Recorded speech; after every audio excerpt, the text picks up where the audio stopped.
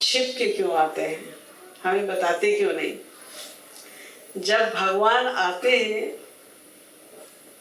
और मनुष्य रूप में आते हैं, यानी छिप के आते हैं, तब तो हमारा ये हाल है कि हम उसमें इतनी नुक्ताचीनी निकालते हैं, ये भी मानने को तैयार नहीं होते कि ये महापुरुष भी हैं। अगर कोई भी महापुरुष आए या भगवान उतर के आए और कह दे मैं भगवान हूँ, तब तो कहेगा आपसे ऐसे भगवान बहुत देखे हैं, प्रणाम आपको।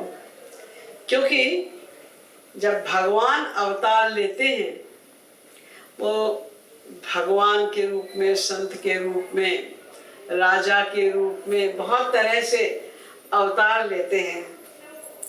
तो जब ये अवतार लेकर आते हैं तो अपने को छिपाते हैं और अपनी लीलाओं के द्वारा हमें बहुत कुछ सिखाते हैं। सबसे पहली बात तो ये कि वे जब अवतार लेकर आते हैं तो उनका एक सिद्धांत होता है कि जहां तक हो सके हम लोग को सिखाते हैं वो कि अगर तुम्हारे पास प्रेम है भगवान का तो जहां तक हो सके उसे छिपाओ, जितना हो सके छुपाओ। क्यों छुपाओ? उसका एक सिद्धांत है, गोपनीयम गोपनीयम गोपनीयम। हर तरह से सर्वदा छिपाओ अपने प्रेम। क्योंकि जैसे अगर हम लोगों को कोई बहुत बड़ा अमाउंट मिल जाए, लॉटरी खुल जाए, या कहीं से भी बहुत बड़ी कोई अर्निंग हमारी हो जाए, तो हम किसी को बताते नहीं, छिपाते हैं। यूँ तो लोग कहते हैं, मेरे पास भी बहुत से लोग आते हैं और कहते हैं दीदी हमने लिया है लॉटरी का टिकट, बस ये निकल जाए, ऐसी कृपा करिए कि मुझे ये लॉटरी मिल जाए, फिर हम तो बढ़िया सा बड़ा सा मंदिर बनवा देंगे अकेले ही आपका, बहुत यहाँ बढ़िया आश्रम बन जाएगा, मंदिर बन जाएगा। अच्छा भाई, अच्छा उसके बाद बाय द वे अगर किसी की लॉटरी निकल आई तो बताते ही नहीं आके कि हमारी लॉटरी में निकली हुई है। पता तो चल जाता है उनके व्यवहार से, उनके खर्च करने के ढंग से, या किसी भी उनके खास लोगों के माध्यम से। लेकिन अगर हम बताएं भी कि हमको तो पता चला कि मैं लॉटरी, अरे नहीं दीदी हमारे कोई लॉटरी नहीं खुली, बताते नहीं डर के मारे कि देना पड़ जाएगा कुछ भी। तो हम संसार में तुच्छ धन की प्राप्ति होती है जो आज है कल नहीं रहेगा, सबको पता है। चाहे कितना बड़ा अमाउंट भी क्यों ना मिल जाए, कितने मिलियन या बिलियन की लॉटरी खुल जाए, तो दो बातें होती हैं। एक तो हमारी लालसा खत्म नहीं होती और लालच पड़ जाता है और पाने का, उस चक्कर में हम वो भी गंवा बैठते हैं, और पाने के लालच में जो मिला है उसे भी हम गंवा बैठते हैं, खो देते हैं हम उसको भी। और दूसरे ये कि हम ना भी उसको कहीं और लगाएं, ना भी चिंता करें उसकी, तो भी वो तो खत्म हो ही जाएगा, कहीं ना कहीं तो वो खत्म होगा ही। वो धन तो भी हमारे उसमें बहुत ज्यादा उसको हम छिपाते हैं और उसमें हमारी आसक्ति भी बहुत होती है। तो जिसको प्रेम धन मिल जाए, जिसके आगे कोई धन ही नहीं है, ये धन सबसे बड़ा इसलिए है कि यही वो धन है जिसके अंडर में भगवान भी रहते हैं। और कोई कितना ही बड़ा धनी हो जाए, भगवान तो उससे और दूर होते जाते हैं। जितना जितना संसार का धन हमारे पास बढ़ता जाता है, उतना उतना भगवान उससे दूर होते जाते हैं, पास नहीं आते। क्योंकि धन बढ़ता है तो अहंकार बढ़ता है, और भगवान का एक ही विरोधी तत्व है अहंकार। वो अहंकार चाहे कोई भी हो, उसका अहंकार नहीं सहन करते हो, तो वो दूर होते जाते हैं जिसके पास धन अधिक आता है। लेकिन जिसके पास प्रेम धन बढ़ने लगता है, भगवान उसकी उतनी गुलामी करने लग जाते हैं, उसके दास बन जाते हैं। वो जो चाहे ऐसा धन हमको मिल जाता है, बड़ा भारी धन।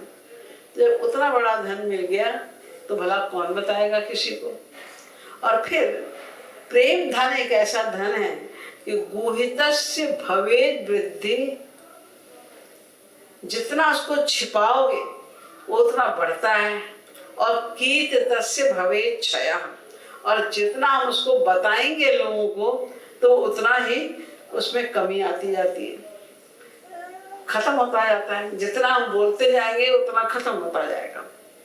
इसलिए वो हमें सिखाते भी हैं कि हमें किसी को बताना नहीं है, अपना छिपाना है। छिपाओ छिपाओ छिपाओ।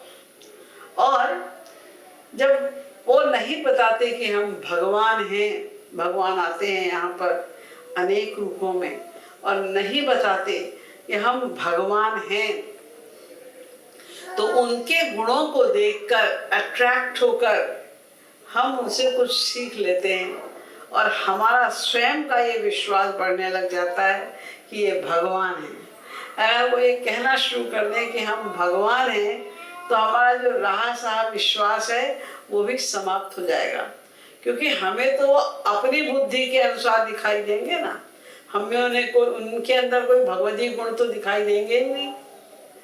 जब आते हैं भगवान महापुरुष के रूप में या किसी भी रूप में, तो हमें गुण में कुछ नहीं दिखाई देते।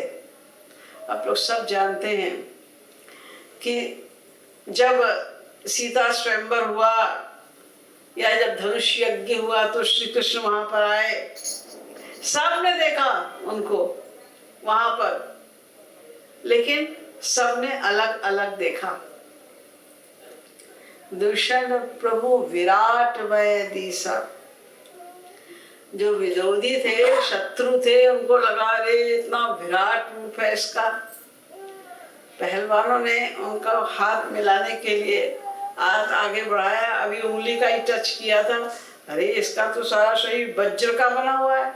हम तो समझ रहे थे बड़ा कोमल सा छोटा सा बच्चा है ये श्री कृष्ण, अरे तो उनको पूरा वज्र का बना हुआ है। सखाओं ने देखा, उसने वो इतना डर गए बेचारे प्रेम के वशीभूत होकर, अरे ये तो हमसे भी हार जाता है कुश्ती में, कहाँ पहलवान से लड़ने चला गया, हमारी भी नाक कटाएगा, वो ऐसे सोच रहे हैं। और जो गोपियां थी श्री कृष्ण को प्रियतम मान के प्यार करती थी, तो उनको लगा कि इनसे भी बढ़कर कोई सुंदर हो सकता है क्या। लोग कहते हैं कामदेव सबसे सुंदर है, लेकिन कामदेव इतना सुंदर कैसे हो सकता है जितने सुंदर ये हैं। कंस को बिल्कुल साक्षात यमराज जैसे दिखाई दिए, भय लगा उनको। यानी जिसकी जैसी भावना थी, जाकी रही भावना जैसी, प्रभु मूरत देखी तिन तैसी। सबने अपनी अपनी भावना के अनुसार भगवान को देखा। किसी के कहने से कभी किसी को विश्वास हुआ ही नहीं कि ये भगवान है। विश्वास तो तब होना जब भगवान वाले गुण दिखाई दें उनमें। हमें अपनी बुद्धि का ही अक्स दिखाई देता है दूसरे में, जो जैसा होता है उसको दूसरे लोग वैसे ही दिखाई देते हैं। एक बार द्रोणाचार्य ने दुर्योधन से कहा कि दुर्योधन, जो सबसे अच्छा व्यक्ति हो ढूंढ के लाओ, जो सबसे बढ़िया व्यक्ति हो उसको लाओ ढूंढ के। दुर्योधन ढूंढते रहे 2-3 दिन तक, सब जगह लौट आए, बोले हमें तो कोई अच्छा व्यक्ति दिखाई ही नहीं दिया। मुझसे वैदिक दोष में सब में जिसमें देखा उसमें दिखाई दिए, मुझे कोई अच्छा आदमी नहीं दिखाई दिया। लौट आए बैरम।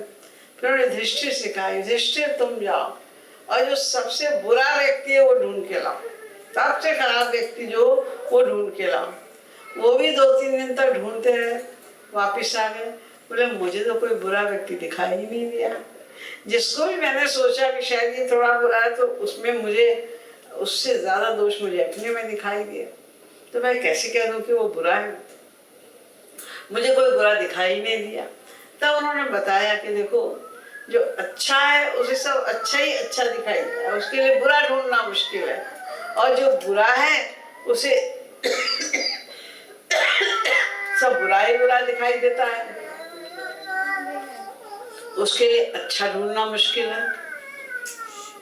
तो जब जिसके जैसे संस्कार होते हैं, जिसका अंतःकरण जितना शुद्ध होता है, वो उतनी जल्दी भगवान को पहचान लेता है और उनसे अट्रैक्ट हो जाता है।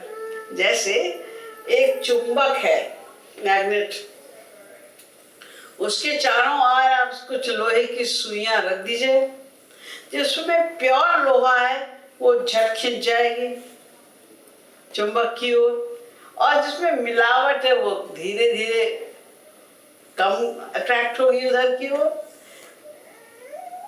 तो अपने आप जिनके जैसे संस्कार हैं वो उस प्रकार से भगवान को पहचानते हैं, लेकिन जिनके संस्कार अच्छे नहीं भी हैं, उनके कल्याण के लिए भगवान धरती पर अवतार लेकर आते हैं। मेन रीजन उनका यही है कि जिनका हृदय गंदा है, जो मुझे नहीं पा सकते, तो उनके लिए मनुष्य शरीर धर कर आते हैं यहाँ पर और अनेक प्रकार की लीलाएं करते हैं। उन लीलाओं के द्वारा हमें अनेक तरह के लेसन्स देते हैं, अनेक तरह का ज्ञान देते हैं, बताते हैं, हमको बहुत कुछ ज्ञान प्रदान करते हैं। जैसे भगवान श्री कृष्ण लीला की गोवर्धन उठाने की ही, तो उन्होंने हमें कितनी बड़ी फिलॉसफी दी कि हमको अनन्य बनना है, भगवान की उपासना करना है। ये देवी देवताओं की उपासना करने से कुछ नहीं होगा। ये तो तुमको देवी देवताओं तो स्वर्ग तक ही उनकी भी पहुंच है, तो इसके आगे तुम्हें कैसे ले जाएंगे? वो तुम्हें स्वर्ग तक ही पहुंचा के खत्म। और स्वर्ग में जो रहते हैं वो कोई परमानेंट प्लेस तो है नहीं स्वर्गवासियों के लिए। जब तक उनके पुण्य होते हैं तब तक वो पुण्यों का भोग करते हैं और उसके बाद में आ जाते हैं वही 84 लाख में चक्कर लगाने के लिए घूमते हैं। जिसके पास जो है वही तो देगा, उसके आगे तो वो कुछ नहीं दे सकता। आपने इंद्र की उपासना की तो इंद्र बहुत बहुत बहुत कुछ आपको दे देगा, तो चलो उस स्वर्ग का सम्राट बना देगा तुम्हें, इसके आगे तो कुछ नहीं कर सकता। तो क्या इंद्र ही अपनी सीट के ऊपर परमानेंट है? नहीं, उनके भी जब पुण्य खत्म हो जाएंगे तो फिर आ जाएंगे वो 84 लाख में घूमेंगे। हम सब जितने यहाँ पर बैठे हैं, हम लोग करोड़ों बार इंद्र बन चुके हैं। ये सुन के अब हमें विश्वास नहीं होता। एक कुत्ता है, उससे कहो कि तुम पिछले जन्म में इंद्र थे, तो क्या कहे अब मैं कुत्ता बना हूं और रोटी के लिए पिटाई हो रही मेरी जगह जगह, विश्वास ही नहीं होगा। वही हाल हम सभी का ही है कि अब जिस स्थिति में हम हैं, कोई हमसे कहे कि तुम इंद्र बन चुके हो तो हमें विश्वास नहीं होगा। लेकिन हमारी यही स्थिति है, हम घूम रहे हैं।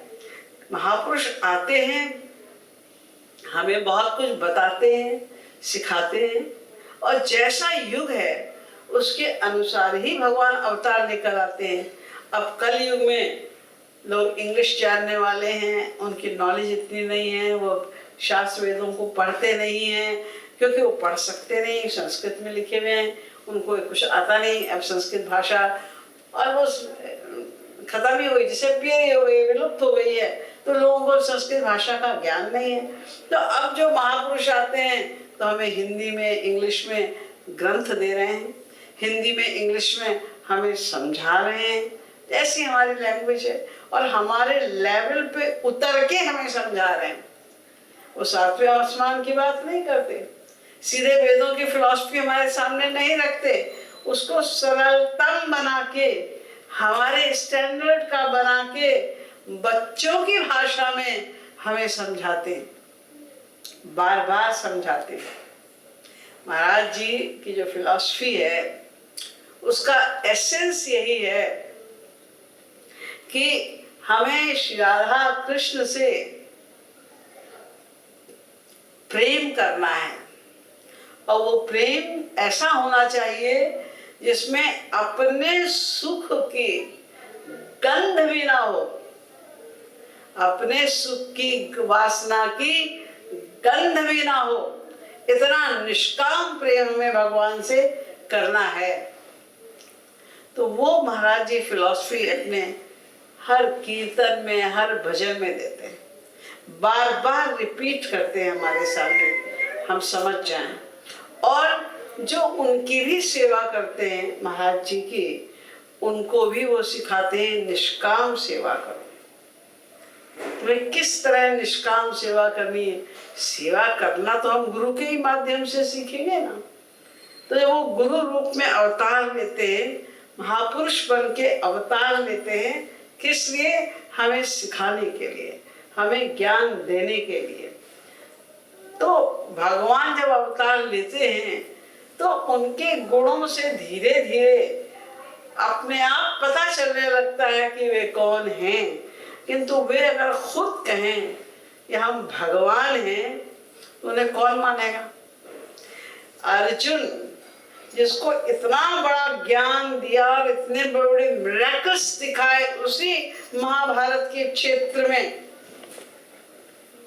तो भी वो कहता है कि हमें विश्वास नहीं होता कि आप भगवान, आपने बताया कि आप साक्षात भगवान हैं, हमें अपना रूप दिखाइए, भगवान वाला रूप दिखाइए, तब हमें विश्वास होगा। अर्जुन को विश्वास नहीं हो रहा है तो नरपामर क्या खेती की बात है, हम लोग की तो बात ही क्या है, हमारे समझ में कैसे आ जाएगा। तो भगवान ने अपना दिखाया रूप, भगवान वाला रूप, क्योंकि एक एक रोम से अनंत अनंत ब्रह्मा विष्णु महेश ये सब अपने अपने लोगों को लेकर लटके हुए, घबरा गया, घबरा कर प्रार्थना करने लगा, प्रसीद देवेश जगन्निवास दंशाकरालानि च मुखानि। इतना बड़ा जो बड़े बड़े दांत और इतना भारी भयंकर रूप तुम्हारा दिखाई दे रहा है, ये सब देख के डर लग रहा है मुझे। प्रसीद, प्रसन्न हो जाओ, प्रसन्न हो जाओ, अपने रूप में आ जाओ। भगवान ने कहा मैं कब अप्रसन्न था, मुझे कौन गुस्सा था, तुम्ही ने तो कहा रूप दिखाओ, अब देखो नहीं तो बड़ा भयंकर रूप है, मेरे सखा रूप में आ जाओ। ये 4 भुजा और हजारों भुजा वाला ये सब तो बड़ा डरावना रूप है ये। तो भगवान फिर अपने रूप में आए। तो हमें भगवान अगर कहें कि हम भगवान हैं तो हम विश्वास कब करेंगे? अभी देखा जाए तो डायरेक्ट तो नहीं किंतु इनडायरेक्ट बहुत कुछ हम लोग को पता है कि श्री महाराज जी कौन है, हमारा कहाँ विश्वास है? हमारा फिर भी विश्वास नहीं हो रहा है कि महाराज जी कौन है। और विश्वास अगर हो जाए किसी क्षण किसी भी व्यक्ति का तो इमीडिएटली भगवत प्राप्ति हो जाए। देरी क्या भगवत प्राप्ति हुई? ये विश्वास, यही एक देरी है, विश्वास की कमी। हमें विश्वास नहीं हो पा रहा। हम कहते हैं और समझते हैं कि हम महाराज जी के बड़े शरणागत हैं, हम महाराज जी के बड़े खास हैं, हम महाराज जी को बहुत समझते हैं। अरे उनको ब्रह्मा विष्णु नहीं समझ सकते, हम लोग क्या किस खेत की मूली जब उनको समझ लेंगे। हम उनको कुछ नहीं समझते, केवल हमारा दम्भ है कि हम बहुत कुछ जानते हैं, बड़े शरणागत हैं, नहीं हो पा रहे हैं। जानते हुए भी थ्योरी में सब पता है, देख रहे हैं, प्रत्यक्ष देख रहे हैं। जो बहुत क्लोज एसोसिएशन में है महाराज जी की, वो क्या चीज है वो प्रत्यक्ष दिखाई दे रहा है, फिर भी विश्वास नहीं होता हमें। ये हमारे अंतःकरण की गंदगी के कारण। जैसे एक मिरर है, उसको उसमें मिट्टी जमी हुई है, तो तुम कुछ भी इसके सामने रख दो, मणि रख दो, कुछ रख दो, तो उसका रिफ्लेक्शन उसमें आएगा ही नहीं। प्रभवति शुचिर्बिंबग्राहे मणिर नमृदादयः। मणि है, उसके सामने कोई चीज लाओ तुरंत उसका रिफ्लेक्शन उसके ऊपर पड़ेगा। मिरर के ऊपर आपके धूल जमी हुई है, अब आप कितनी सुंदर वस्तु ला रहे हो, आपको उसका रिफ्लेक्शन कैसे आएगा? धूल ही दिखाई देगी। तो हम लोग के अंतःकरण पे परतें की परतें जमी हुई है। अनंत जन्मों में हमने अनंत पाप कर डाले। ये बात हमको सुन के अच्छी नहीं लगती। कोई हमसे कहे कि आपने अनंत पाप किए हुए हैं, आपके पास अनंत पाप हैं, तो हमें अच्छा नहीं लगता। लेकिन यूँ सोचिए खाली कि अगर हमने एक जन्म में एक पाप भी किया होगा, सिर्फ एक पाप, जबकि हम लोग तो प्रतीक्षण पाप कर रहे हैं, लेकिन अगर एक जन्म में हम ये मानते हैं कि हमने बस एक पाप किया था तो अनंत जन्म बीत गए, तो अनंत पाप तो है ही हमारे हर हालत में, स्वतः सिद्ध है। कि हमने अनंत पाप किए हुए हैं, तो हमारे तो पाप के ढेर लगे हुए हैं अंतःकरण में। महाराज जी उसको धोने में लगे हुए हैं, हर अवतार काल में वो यही करते हैं। भगवान महापुरुष बनकर आते हैं और हमारे इस गंदगी को हटाते हैं। भगवान तो तब मिलेंगे आपको जब मन शुद्ध हो जाएगा।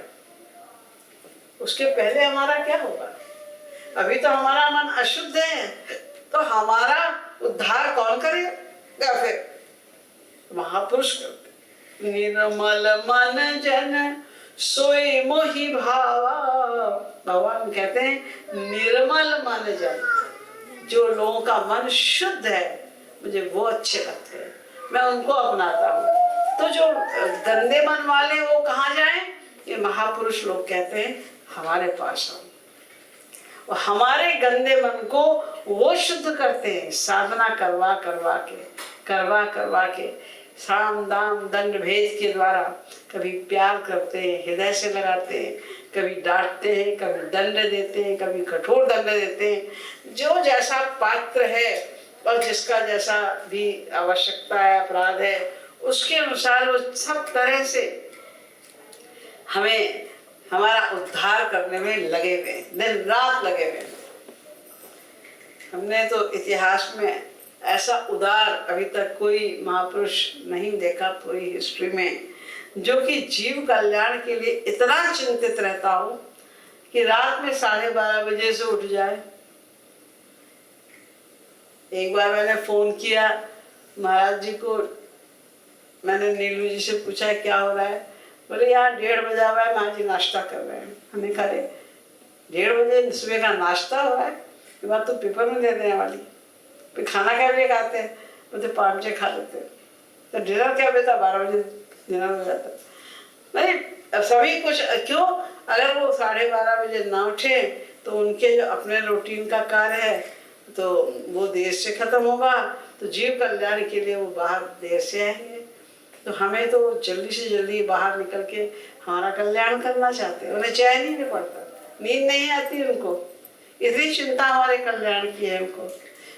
90 वर्ष की अवस्था में भी, और महाराज जी को इतनी बीमारी भी है, हार्ट की भी प्रॉब्लम है, बहुत सारी प्रॉब्लम्स हैं, तो परवाह ही नहीं करते। उनके सामने उनसे 30-30 साल छोटे लोग लाठी लेकर चलते हैं, कांपते हुए महाराज जी को पकड़ के पहुंचाते हैं कहीं वो जा रहे हैं तो। और महाराज जी स्वयं 90 ईयर्स के हैं, लेकिन वो उनको अपने शरीर की कोई चिंता ही नहीं, तो हमारे कल्याण के लिए दिन रात लगे हुए हैं। तो महापुरुष लोग आते हैं, भगवान आते हैं यहाँ पर। महाप्रभु चैतन्य स्वयं राधा कृष्ण के मिलित अवतार, उन्हें क्या जरूरत थी साधना करने की? लेकिन वो अपने ही भक्तों में के चरणों में गिर गिर के रो के उनसे प्रार्थना करते हैं, हमें श्याम सुंदर से मिला दो, हमें श्याम सुंदर से मिला दो। क्यों? हमें सिखाने के लिए। ऐसे ही तुम्हें तड़पना पड़ेगा श्याम सुंदर के लिए, तब तुम्हें श्याम सुंदर के दर्शन होंगे। इसी तरह तुमको दीन बनना पड़ेगा, तब तुम्हारी साधना प्रारंभ होगी। इसी तरह तुमको आंसू बहाने पड़ेंगे, तब अंतःकरण की शुद्धि होगी। ये बातें सिखाने के लिए महाप्रभु चैतन्य दिन रात आंसू बहाते थे, अपने भक्तों के चरणों में लिपट कर कहते थे हमें श्याम सुंदर के दर्शन करा दो। केवल हमें सिखाने के लिए भगवान अवतार लेकर आते हैं। वो बताए ना बताए से कोई फर्क नहीं पड़ता, क्योंकि हमारे ऊपर तो असर पड़ेगा ही नहीं उसका। हम मानेंगे ही नहीं कि वो भगवान है। उनके टाइम पर ही जो लोग थे भगवान के अवतार काल में, किसने माना? कितने लोगों ने माना? जिसने माना उतर गए, जिन्होंने नहीं माना हम सब थे वहां पर। हम क्योंकि आत्मा तो अजर अमर है ना। आज ये शरीर छूटेगा, हम फिर दूसरा शरीर लेके आ जाएंगे, वो छूट जाएगा फिर शरीर लेकर आ जाएंगे। हम तो हमेशा ही रहते हैं इस संसार में। तो जब भगवान ने अवतार लिया तो भी हम थे, हमने उनको देखा भी। लफंगा है, गोपियों के पीछे भागता है, ये कह के अपनी बात खत्म कर दी। तो जब भी महापुरुष आए हमने यही सब किया, इसीलिए आजकल हम 84 लाख में घूम रहे हैं। तो भगवान बता भी दें कि हम भगवान है तो उनको मानेगा कौन? इसलिए वो बताते नहीं, छिपाते हैं अपने आप को, और मनुष्य साधारण मनुष्य बनकर हमारे लेवल पर उतर कर हमें सिखाते हैं। जैसे एक बच्चा अगर गिर गया तो उसको उठाने के लिए आपको झुकना पड़ेगा, बच्चा अपने आप नहीं खड़ा हो सकता। ऐसे ही महापुरुषों को, भगवान को हमारे लेवल पे उतर कर आना पड़ता है, तब वो हमें कुछ सिखा पाते हैं। आज कलयुग है और लोग बहुत ज़्यादा वेस्टर्नाइज भी होते जा रहे हैं, बहुत तरह के अट्रैक्शंस भी हैं संसार में, बढ़ते जा रहे हैं, तो साधना में मन कम लगता है। लोग फिल्मी गाने सुनते हैं, पिक्चर देखते हैं। तो महाराज जी ने इतनी छूट दी कि तुम फिल्मी गाना पसंद, चलो फिल्मी गाना गाओ हमारे सामने, उनके सेवा के लिए गाओ, उनके सामने गाओ।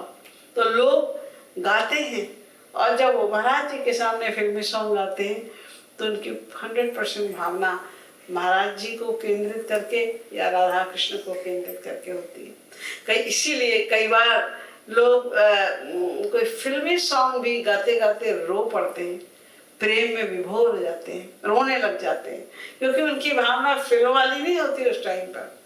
ये महाराज जी के एसोसिएशन का प्रभाव, एक संत की, भगवान की एसोसिएशन का प्रभाव होता है कि वो जो हमारी मटेरियल बुद्धि है वो उतनी गंदी नहीं रह जाती उनके सामने, उनके प्रभाव से निर्मल हो जाती है उतनी देर के लिए। तो इसलिए वो प्रेम उमड़ता है, लोग गाते हैं। पहले महाराज जी, मुझे याद है कि डेकोरेशन के नाम पे कोई एक पत्ती भी लगा दे तो महाराज जी उसको यूं फेंक देते थे निकाल के। सत्संग करना है, ध्यान करना है, केवल इन बातों पे थोड़ी मन को अटकाना है,